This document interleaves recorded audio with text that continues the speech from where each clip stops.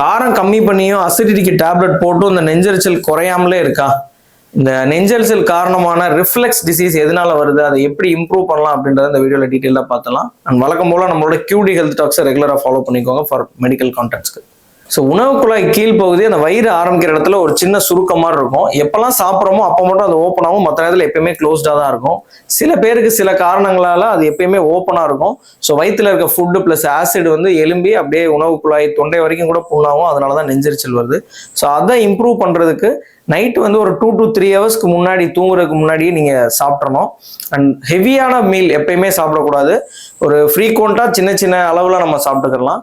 And தூங்குறப்ப வந்து ஒரு one சைடாக லெஃப்ட் சைடில் மெயினாக சாஞ்சிட்டு அண்ட் நம்ம பொசிஷன் வந்து கொஞ்சம் இன்க்ளைன்டு பொசிஷனில் வச்சுட்டோம் அப்படின்னா கிராவிட்டினால கீழே வயிற்றுலேருந்து அந்த உணவு குழாய்க்கு அந்த ரிஃப்ளெக்ஸ் ஆகிறது கொஞ்சம் கம்மியாகும். டயப்ரமேட்டிக் ப்ரீதிங் எக்ஸசைஸ்னு சொல்லுவாங்க. ஒரு சேர்ல உட்காந்துட்டு ஒரு 4 செகண்டுக்கு வந்து மூச்சை வந்து மூக்கு வழியாக நல்லா இழுத்துட்டு 6 செகண்டுக்கு வந்து வாய் வழியாக ஸ்லோவாக அப்படியே வெளியில் விடணும்.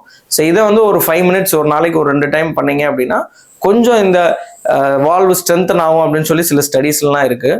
ஃபுட்டு ட்ரிகர்ஸ்னால சில இந்த ரிஃப்ளெக்ஸ் அதிகமாகுங்க. சில பேருக்கு காஃபி, டீ இல்லை எண்ணெய் பலகாரம் அந்த மாதிரிலாம் சாப்பிட்டா அதிகமாகும். அது மாதிரி உங்களுக்கு என்ன ட்ரிகர் இருக்கோ அதை நீங்கள் அவாய்ட் பண்ணிக்கலாம், இல்லை ரொம்ப கம்மியாக எடுத்துக்கலாம்.